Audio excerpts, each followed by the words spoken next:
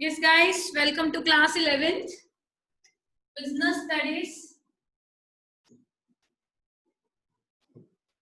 तो आज का हमारा टॉपिक है पार्टनरशिप. ठीक है, तो हम लोग choice of form of business organisation कर रहे हैं ना, कि बिजनेस ऑर्गेनाइजेशन किस किस तरह की हो सकती है. हमें पता है कि हमने पहले कौन सी कर ली, सोल प्रोप्राइटरशिप, फिर हमने की जॉइंट इंटू फैमिली बिजनेस. तो आज जो हम कर रहे हैं वो है थर्ड फॉर्म, मतलब तीसरी तरह की टाइप, जिसको हम बोलते हैं पार्टनरशिप. ठीक है, पार्टनरशिप एक ऐसी फॉर्म ऑफ बिजनेस ऑर्गेनाइजेशन है, एक बिजनेस का टाइप है कि अगर आप बिजनेस करना चाह रहे हो तो पार्टनरशिप करना चाहते हो. क्यों करना चाहते हो? जो सोल प्रोप्राइटरशिप है और जो जॉइंट इंटू फैमिली बिजनेस है, इन दोनों की कमियों को, इन दोनों के अंदर जो भी कमियां होती हैं, इन कमियों को कौन पूरा करता है बेटा? हमेशा याद रखना, पार्टनरशिप. सोल की कमियां है कुछ, उसको पार्टनरशिप कवर कर देता है. जॉइंट इंटू फैमिली की कमियां है, उसको भी पार्टनरशिप कवर कर देता है. आज के टाइम पे तो वैसे पता ही है तुम्हें, जॉइंट फैमिलीज कम होने की वजह से जॉइंट इंटू फैमिली बिजनेसेस भी क्या होते जा रहे हैं, कम होते जा रहे हैं. और तुम्हें ये भी पता है, ये कंट्री हमारी इंडिया कंट्री में ही यूज होता है सिर्फ, लेकिन वो जॉइंट इंटू फैमिली बिजनेसेस भी कम होते जा रहे हैं. न्यूक्लियर फैमिलीज हो गई है, छोटी फैमिलीज हो गई है, स्मॉल फैमिलीज, राइट. तो अब उन सबको, उनकी प्रॉब्लम्स को ओवरकम करने के लिए पार्टनरशिप बनाया गया है ना. अब पार्टनरशिप एक्ट था बेटा एक 1932, याद रखना. कौन सा एक्ट? पार्टनरशिप एक्ट 1932, जिसके अंदर एक आ गया कि जब एक सिंगल पर्सन के पास कंप्लीट मनी नहीं होती, जैसे मेरे पास अगर सपोज भी सारा पैसा नहीं है बिजनेस करने के लिए, तो उसके लिए चाहिए 20 लाख, तो मेरे पास 10 लाख है, सिर्फ 10 लाख मेरे पास और नहीं है, रिसोर्सेज की कमी है.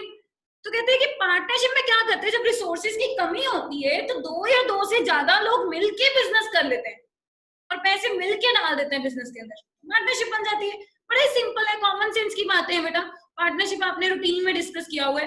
रूटीन में आप देखते हैं कि जब आपके पास खुद के पास इनफ फंड्स नहीं होते, फंड्स मतलब पैसा ही बोल रही हूँ मैं एक तरह का, तो नहीं होते, तो आप क्या लेते हो, किसी और को पार्टनर बना लेते हो साथ में. उसको कहते हो कि 10 लाख मैं डालता हूँ, 10 लाख तू डाल, 20 लाख हो जाएगा टोटल, और आप एक बिजनेस शुरू कर लेते हैं.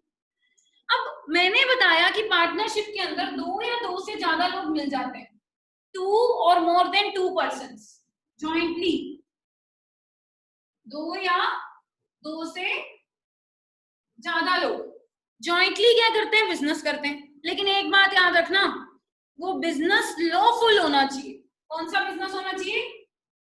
लॉफुल, लीगल बिजनेस होना चाहिए. इलीगल बिजनेस के लिए पार्टनरशिप अलाउड नहीं है, पार्टनरशिप एक्ट 1932 के लिए अकॉर्डिंग. इलीगल बिजनेस, मैं और कर्तव्य, हम दोनों ने क्या किया, सपोज टू बी डीलिंग की कि आपा दोनों जो है इस बंदे का मिलके मर्डर करेंगे. तो मर्डर करना कोई लीगल बिजनेस है? नहीं ना, लीगल एक्ट ही नहीं है. तो इसके लिए पार्टनरशिप जो है वो कंसिडर नहीं की जाएगी. लीगल होना चाहिए, लीगल इन द सेंस जो रूल्स के अकॉर्डिंग हो, उनके अगेंस्ट ना जाए. ठीक है. सेकेंडली देखो, ये तो हो गया मीनिंग सिंपल, दो या दो से ज्यादा लोग मिलके जब लॉफुल बिजनेस स्टार्ट करते हैं. अब ये बात याद रखना, जब दो या दो से ज्यादा लोग मिलते हैं ना, तो पार्टनरशिप करने के लिए आपस में क्या करते हैं, एक एग्रीमेंट करते हैं. क्या करते हैं? अग्रीमेंट. ये अग्रीमेंट जो होता है आपस में, ये दो तरह का हो सकता है, 2 टाइप्स का. रिटन भी हो सकता है, ठीक है, ऑरल भी हो सकता है. ठीक है. अब रिटन और ऑरल एग्रीमेंट में क्या फर्क है? मैंने और कर्तव्य ने जब हमने पार्टनरशिप की, तो सिंपल सी एक बात सुनो, मैंने लिख लिया एक पेज पे कि मैं 10 लाख रुपए लेके आई हूँ, कर्तव्य 15 लाख रुपए लेके आया है, टोटल कितने हो गए? 25 लाख. 25 लाख रुपीस बिजनेस के अंदर टोटल आए हैं, तो उसके अकॉर्डिंग हम प्रॉफिट और लॉस बांटेंगे. हमने एक जगह पे लिखा, एक पेपर पे, उसमें मैंने अपने सिग्नेचर कर दिए कि मैं इस चीज को मानती हूँ, जो कि जो ऊपर लिखा हुआ बिल्कुल सही है. कर्तव्य ने सिग्नेचर कर दिए. अब हमारे पास वो प्रूफ पड़ा है.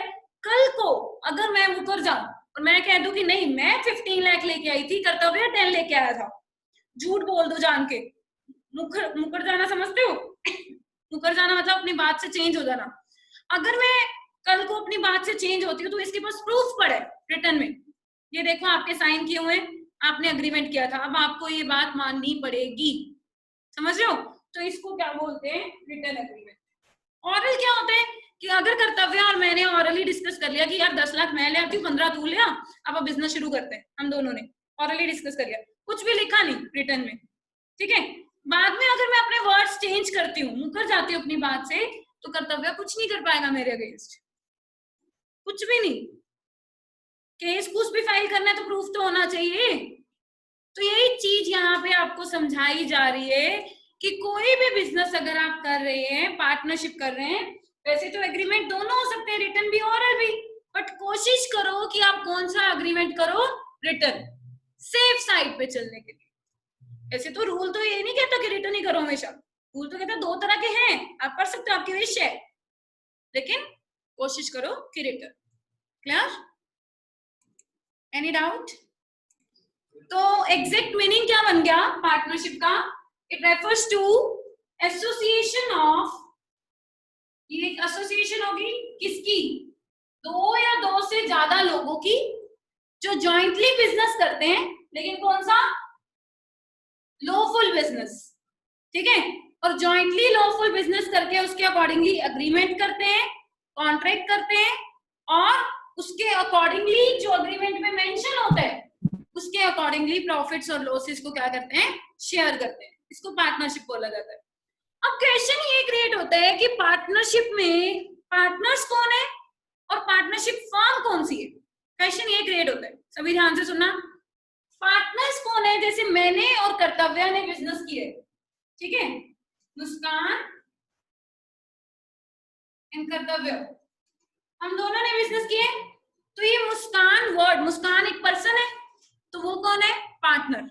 कर्तव्य एक पर्सन है, कर्तव्य भी क्या है? पार्टनर, ठीक है। पार्टनरशिप फर्म क्या होगी? हमने क्या किया, बिजनेस खोला है, एबीसी एंड सन्स, क्या नाम रख दिया? अपने बिजनेस का ये नाम रखा है, फर्म का ये नाम रखा है। तो ये जो दोनों की है, कलेक्टिवली हमने जो एक फर्म बनाई है, इसको बोलते हैं पार्टनरशिप फर्म। क्या बोलेंगे? Partnership firm. जो उसके अंदर पर्सन्स हैं, इंडिविजुअल्स हैं, ह्यूमन बीइंग्स हैं, उनको हम बोलेंगे पार्टनर्स। और जो एक इकट्ठे कलेक्टिवली एक नाम दिया हुआ है उसको हम बोलते हैं फर्म। क्लियर? तो ये पार्टनरशिप फर्म हो गई। सबको समझ आया इतना? अब आपके साथ एक स्क्रीन शेयर कर रही हूँ, उसमें देखो आप मीनिंग भी और जो मैंने अभी फॉर्म वगैरह ये सब बताया है, सारी डिटेल कैसे लिखनी है पेपर में वो देखो। तो यहाँ पे आप देख सकते हैं मीनिंग बेटा। Partnership firm came into existence because of the shortcoming of sole proprietorship and joint Hindu family business. जो joint और जो sole था बिजनेस, उसकी जो शॉर्टकमिंग्स थी, मतलब कमियां थी, उसको कवर करने के लिए क्या बनाया गया? पार्टनरशिप। ठीक है, क्या क्या कमियां थी? जैसे लैक ऑफ कैपिटल, लोगों के पास पूरा पैसा नहीं था, लोगों के पास मैनेजमेंट करने की स्किल्स नहीं थी, मैनेजमेंट अच्छे से एक अकेला बंदा कर नहीं पाता था, जॉइंट इंटू फैमिली में भी नहीं कर पाते थे, एक्सपर्ट थोड़ी होते हम लोग मैनेजमेंट करने में, रिस्क वगैरह हम शेयर नहीं कर पा रहे थे। तो ये सब कुछ ना होने की वजह से लोगों के पास, तो हमने क्या किया? एक नया बिजनेस डेवलप किया जिसको कह दिया पार्टनरशिप, और इन सब की कमियों को दूर कर रहा है वो पार्टनरशिप। समझ में आया? तो मीनिंग क्या लिखोगे? Partnership is an association of two और more than two persons who willingly agree to carry on some lawful business। याद रखना, willingly जरूर लिखना है कि एक एसोसिएशन है जिसमें दो या दो से ज्यादा लोग अपनी मर्जी से, अपनी इच्छा से कोई लॉफुल बिजनेस कैरी करने के लिए ज्वाइन होते हैं, and share the profits and losses of business, और उसके अकॉर्डिंगली बिजनेस के प्रॉफिट्स और लॉसेस को शेयर करते हैं। ठीक है, पर्सन जो पार्टनरशिप में एंटर करते हैं इंडिविजुअली उसको बोलते हैं पार्टनर्स। इंडिविजुअली मतलब सिंगल पर्सन को पार्टनर बोलते हैं, और जो कलेक्टिवली इकट्ठे उनकी फर्म को अगर उनको इकट्ठा कर दिया जाए तो उनको क्या बोल दिया जाता है? एक फर्म बोल दिया जाता है। ठीक है, तो उनको नेम दे दिया जाता है उसकी फर्म को, तो उसको फर्म नेम बोल दिया जाता है। एग्जाम्पल देखो नीचे, Shinay Wadhwa, Sagar Wadhwa and Lakshya Wadhwa started their business. Shinay Wadhwa, Lakshya Wadhwa और सागर वधवा ने बिजनेस शुरू किया, किस नाम से? MS Shenoy and son and bros. ठीक है, इस नाम से। तो इंडिविजुअली शिनॉय वधवा, सागर वधवा और लक्ष्य वधवा, ये तीनों क्या कहलाएंगे? पार्टनर्स कहलाएंगे। और जो इनको कलेक्टिवली, जो इन्होंने अपनी एक फर्म को नाम दिया है जिसको बोला है शिनॉय एंड ब्रोस, तो इसको क्या बोलेंगे? Firm name. क्लियर? आ गया समझ सबको? तो इसको हम क्या कहते हैं, इस तरह से आपने पेपर में इसको अटेम्प्ट करना है, रिटर्न करना है। पहले मीनिंग लिखेंगे, फिर एग्जाम्पल डालेंगे, फर्म का नाम बताएंगे और पार्टनर क्या होता है वो बताएंगे। ठीक है, तो अगला टॉपिक है फीचर्स। पार्टनरशिप के क्या क्या फीचर बनते हैं। फर्स्ट फीचर बनता है बेटा बड़ा ही सिंपल इजी है, फॉर्मेशन। ठीक है, फॉर्मेशन का मतलब क्या होता है कि कंपनी को, जो भी फर्म है पार्टनरशिप फर्म, उसको बनाया कैसे जाए। ठीक है, उसकी फॉर्मेशन कैसे की जाए, उसको एस्टेब्लिश कैसे किया जाए। ठीक है, अब सिंपल सी बात पहले आपने क्या लिखनी है इसके अंदर, फर्स्ट पॉइंट बनाना है कि पार्टनरशिप फर्म को कैसे बनाया जाता है। पार्टनरशिप एक्ट 1932 के अकॉर्डिंग बनाया जाता है। ठीक है, कौन सा एक्ट, पार्टनरशिप एक्ट 1932। पहली बात ये लिखनी है। और इसको एस्टेब्लिश करने के लिए, मतलब आप अगर पार्टनरशिप करना चाहते हो, इसको एस्टेब्लिश करने के लिए क्या किया जाता है, अग्रीमेंट। ठीक है, फिर बता देना कि अग्रीमेंट जो है ये दो तरह का हो सकता है। कौन कौन से, रिटन और ओरल। सेकंड पॉइंट बना दिया।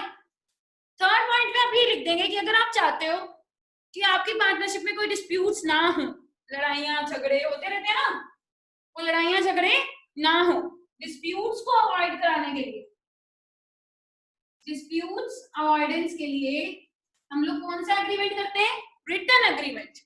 क्योंकि ऑरल में बात से बदल जाता बंदा अपनी, लेकिन रिटन एग्रीमेंट में नहीं बदल सकता, साइन किए। अब तुम पूछ रहे होगे कि साइन तो कोई भी कर दे। साइन बेटा एक पर्सन के वही होते हैं, ऐसे इतनी आसानी से बदलने लग गए ना, तो फिर तो वही बैंकों से ऐसे पैसा निकलना शुरू हो जाएगा लोगों का।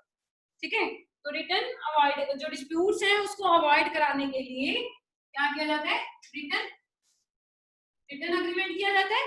और इस अग्रीमेंट के अंदर फोर्थ पॉइंट आप ये बनाएंगे, जो ये अग्रीमेंट किया जाता है रिटर्न अग्रीमेंट, उस अग्रीमेंट के अंदर पार्टनरशिप की टर्म्स एंड कंडीशंस बताई होती है, कंडीशन जिस बेस पे पार्टनरशिप को एस्टेब्लिश किया गया।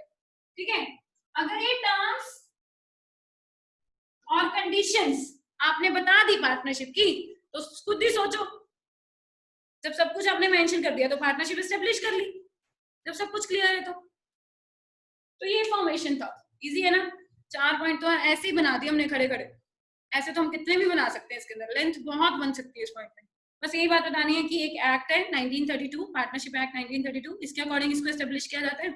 इसके लिए एग्रीमेंट करना होता है, रिटर्न और ओरल दोनों तरह के एग्रीमेंट होते हैं। अगर आप चाहते हो कि किसी तरह कोई डिस्प्यूट ना हो तो रिटर्न एग्रीमेंट फॉलो करो। अगर आपको लगता है कि नहीं मेरे रिलेशन बहुत अच्छे हैं इसके साथ, मेरा भाई है तो ये मेरे साथ चीटिंग थोड़ी करेगा, तो फिर आप ओरल कर लेते हो, विश होती है आपकी। ठीक है, लेकिन डिस्प्यूट्स खत्म करने तो रिटर्न ही करो। फिर उसके बाद आप बता देंगे कि एग्रीमेंट के अंदर टर्म्स और कंडीशन बताई जाती हैं। कंडीशन समझते हो, पार्टनरशिप को एस्टेब्लिश करने की। ठीक है, हाँ जी, स्क्रीन शेयर कर रही हूँ, फटाफट से देखो क्या कैसे लिखना है। ठीक है, वर्डिंग्स समझ लो ध्यान से। ये देख सकते हो बेटा, आप ध्यान से सुनना। पार्टनरशिप का फॉर्मेशन का पॉइंट कैसे बनाएंगे, आपने पॉइंट्स बनाने हैं, अच्छा लगता है। पहला पॉइंट आपका फॉर्मेशन है, आप इसको हाईलाइट करेंगे अच्छे से, अंडरलाइनिंग करके फिर इसको एक्सप्लेन करेंगे। कैसे करेंगे, उसके अंदर फर्दर सब पॉइंट्स बनाएंगे। फर्स्ट बनाना है आपने कि इंडियन पार्टनरशिप एक्ट 1932 के अकॉर्डिंग पार्टनरशिप फॉर्म को क्या किया जाता है, एस्टेब्लिश किया जाता है। पहली बात ये बतानी है। ठीक है, इसके लिए क्या होता है, एक लीगल एग्रीमेंट होता है जो कि रिटन भी हो सकता है और ओरल भी हो सकता है। सेकेंड पॉइंट ये बनेगा। थर्ड पॉइंट ये बनेगा कि किसी भी तरह के कोई भी डिस्प्यूट को अवॉइड करने के लिए, but in order to avoid any dispute written agreement is preferred. Dispute को अवॉइड करने के लिए रिटन को प्रेफर किया जाता है। ठीक है, और अग्रीमेंट में बताया क्या जाता है, टर्म्स एंड कंडीशन। ये फोर्थ पॉइंट बन जाएगा कि पार्टनर्स की टर्म्स और कंडीशन बताई जाती है, रिलेशनशिप बताया जाता है, जिसके बेसिस पे प्रॉफिट और लॉसेस को वो क्या करते हैं, शेयर करते हैं। ठीक है, और वो अपना वे बताते हैं बिजनेस को कंडक्ट करने का। समझ गए, तो ये हो गया हमारा फॉर्मेशन। इसको जितना मर्जी बना बना के लिख दो यार, बहुत पॉइंट्स बन जाते हैं इसके अंदर। नेक्स्ट पॉइंट है बेटा लायबिलिटी। बड़ा ही आसान है, ध्यान से समझना। पार्टनरशिप के अंदर लायबिलिटीज जो होती है वो मेंबर्स की अनलिमिटेड होती है। अनलिमिटेड तुम्हें नाम से ही क्लियर है, बार बार आ चुका है सेकेंड चैप्टर के अंदर।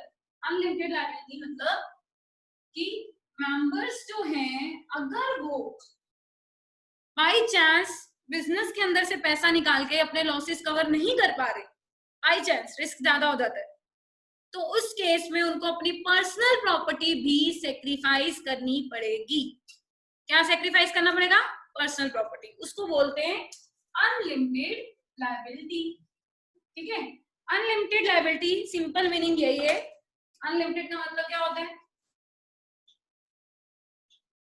जिसकी लायबिलिटी लिमिटेड ना हो, है ना, तो उसको क्या बोलते हैं? Unlimited liability. तो साफ क्लियर है कि एक पार्टनर है, मैं एग्जांपल देती हूँ, एक ऑर्गेनाइजेशन में दो लोग पार्टनर हैं, ए और बी, ठीक है। दोनों ने 5 लाख रुपीस लगाए और पार्टनरशिप कर ली, 10 लाख का एक बिजनेस खोल लिया। कितने रुपीस का? 10 लाख।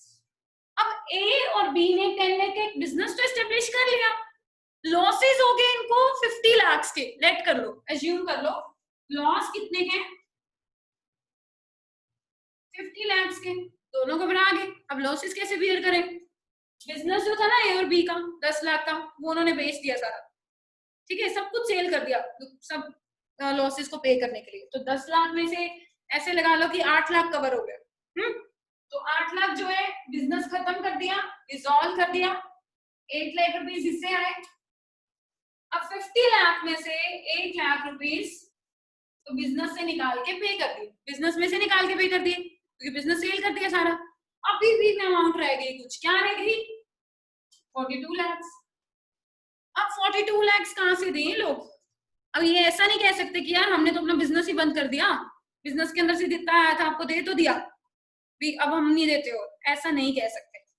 अब ये 42 लाख रुपीस इनको पे करने के लिए अपनी पर्सनल प्रॉपर्टी, पर्सनल सेविंग्स पड़ी है, जैसे सपोज भी ए के पास पड़ी थी 5 लाख की सेविंग, बी के पास भी पड़ी थी 5 लाख की, दोनों ने 5-5 लाख की सेविंग्स दे दी अपनी, कितना हो गया? 10 लाख दे दिया, 10 लाख और माइनस कर दें, फिर कितना रह गया हमारे पास?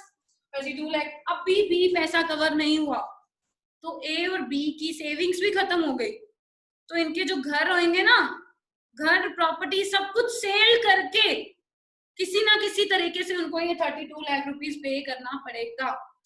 अगर सपोज टू बी, अगर उन्होंने प्रॉपर्टी भी सेल कर दी, फिर भी उनसे पैसा कवर नहीं हो रहा, कुछ बचा ही नहीं उनके पास, तो उस केस में हम कह सकते हैं कि हाँ वो बैड डेट इंसॉल्वेंट हो गए, दिवालिया, समझते हो इंसॉल्वेंट डिक्लेयर हो जाना, है ना, जो जिसके पास कुछ नहीं बचता, पैसा बचता ही नहीं है किसी का देने के लिए, मार्केट में पैसा बहुत देना है लेकिन उसके पास है ही नहीं कुछ भी, प्रॉपर्टी भी बेच दी, सब कुछ कर दिया, इंसॉल्वेंट डिक्लेयर कर दिया उसने अपने आप को। तो उस केस में गवर्नमेंट कहते हैं कि अब उस बंदे को जीने तो दो, सब कुछ तो दे दिया उसने, अब आप उससे पैसा नहीं मांगोगे, जिसका पैसा जिसने लेना था ना उस बंदे से पैसा जो इंसॉल्वेंट डिक्लेयर हुआ उसका डूब गया। लेकिन लास्ट तक कोशिश ये करनी होती है, जब तक उसकी पर्सनल प्रॉपर्टी पड़ी है ना उसके नाम पे, या उसकी जो भी प्रॉपर्टी पड़ी है उसके नाम पे, वो सेल करके ये पैसा अपना 32 लाख रुपीस जो बनता है वो कवर इनको करना पड़ेगा, पे करना पड़ेगा, लायबल होते हैं ये। तो इन शॉर्ट अनलिमिटेड, नाम से क्लियर है, अनलिमिटेड, लिमिट नहीं है लायबिलिटी की, कि ऐसा नहीं है कि बिजनेस के अंदर जितना पैसा लगाया उतने के लिए रिस्पॉन्सिबल है। होता है बेटा ऐसा कई बार, हम बिजनेस खोलते हैं सारा 10 लाख का, और लोगों को जिनको चलाना नहीं आता बिजनेस ढंग से, वो लॉस जो है 50-50 लाख का कर लेते हैं, फिर बाद में दिक्कत आती है, फिर लॉस ज्यादा हो जाता है, बिजनेस को सेल सूल करके भी पैसा आता नहीं है, फिर अपनी प्रॉपर्टीज बेचनी पड़ती है उनको, ठीक है, इसको बोलते हैं अनलिमिटेड लायबिलिटी। क्लियर? तो स्क्रीन देख लो और शेयर कर रही हूँ। तो लायबिलिटी वाला पॉइंट देख लो बेटा, कैसे लिखना है पेपर में, ध्यान से समझना सभी। सिंपल, आपने क्या लिखना है पहले कि पार्टनरशिप फर्म में जो लायबिलिटी होती है पार्टनर्स की, पहली बात बतानी है कि वो अनलिमिटेड होती है, उसको अंडरलाइन भी कर देंगे आप अनलिमिटेड को।